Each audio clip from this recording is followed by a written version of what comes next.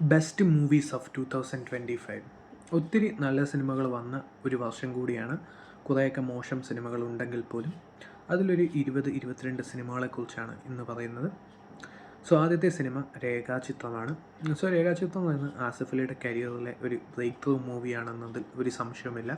അത്യാവശ്യം നല്ലൊരു investigation thriller മൂവിയാണ് എന്നതിലും ഒരു സംശയമില്ലാത്ത ഒരു മൂവിയാണ് രേഖാചിത്രം. അതുകൊണ്ട് തന്നെ ഐ വാണ്ട് ടോക്ക് എന്ന് പറയുന്ന ഒരു ഹിന്ദി മൂവി അഭിഷേക് ബച്ചൻ്റെ വേറൊരു ഡൈമെൻഷൻ കാണിച്ച ഒരു മൂവി എന്ന പ്രത്യേകത കൂടിയുണ്ട്. ഒരു ഇൻസ്പിറേഷണൽ മൂവിയാണ്, ഒരു ക്യാരക്ടറിൻ്റെ ജേണിയാണ്. അത് അത്യാവശ്യം നല്ലപോലെ പറഞ്ഞ ഒരു മൂവിയായിരുന്നു ഐ വാണ്ട് ടോക്ക്. പിറ്റ് എന്ന് പറയുന്ന ഇംഗ്ലീഷ് സീരീസ്. അത് ഒരു ഹോസ്പിറ്റലിൻ്റെ അകത്ത് എങ്ങനെയാണ് സംഭവങ്ങൾ നടക്കുന്നത്, അവരുടെ ഭാഗത്തു നിന്ന് പറഞ്ഞ, ഡോക്ടേഴ്സിൻ്റെ ഭാഗത്തു നിന്ന് പറഞ്ഞ, നേഴ്സസിൻ്റെ ഭാഗത്തു നിന്ന് പറഞ്ഞ ഒരു അടിപൊളി സീരീസ് ആയിരുന്നു വിത്ത് ദ നീഡിൽ. ആ ഒരു മൂവി എത്ര പേര് കണ്ടിട്ടുണ്ടെന്ന് അറിയില്ല. കുറച്ച് വയലൻസ് ഒക്കെ ഉള്ള ഒരു മൂവിയാണ്. അത്യാവശ്യം നല്ലൊരു എക്സ്പീരിയൻസ് നൽകിയ ഒരു മൂവി കൂടിയാണ്. ആ ഒരു ബ്ലാക്ക് ആൻഡ് വൈറ്റ് ഉള്ള ആ ഒരു സംഭവവും ആ ഒരു സിനിമയുടെ ഔട്ട്പുട്ട് എലവേറ്റ് ചെയ്തതിൽ ഒരു വലിയ പങ്ക് വഹിച്ചതാണ്. ഇനി പറയുകയാണെങ്കിൽ വെബ് സീരീസിൻ്റെ കാര്യത്തിൽ കുട്രം പുരിന്തവൻ, ദ ഗിൽറ്റി വൺ, റീസെൻ്റ് ആയിട്ട് വന്ന പശുപതിയുടെ വെബ് സീരീസാണ്.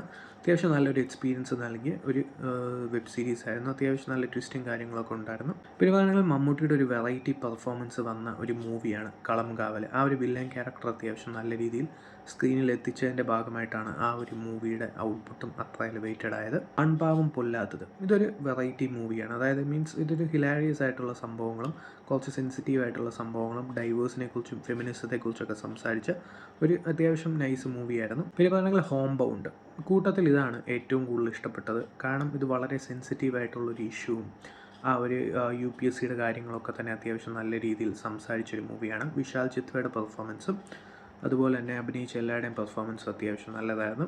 അങ്ങനെയുള്ളൊരു ഡിഫറെൻറ്റ് മൂവിയായിരുന്നു. അവിഹിതം മലയാളത്തിൽ അത്യാവശ്യം ചെറിയ മൂവിയാണെങ്കിലും അത്യാവശ്യം നല്ലൊരു ഔട്ട്പുട്ട് നൽകിയ നല്ല ചിരിക്കാനൊക്കെ ഉള്ളൊരു സംഭവമാണ്. എന്നാലും വളരെ സെൻസിറ്റീവ് ആയിട്ടുള്ളൊരു സംഭവത്തെക്കുറിച്ചും പറയുന്ന ഒരു മൂവിയാണ്.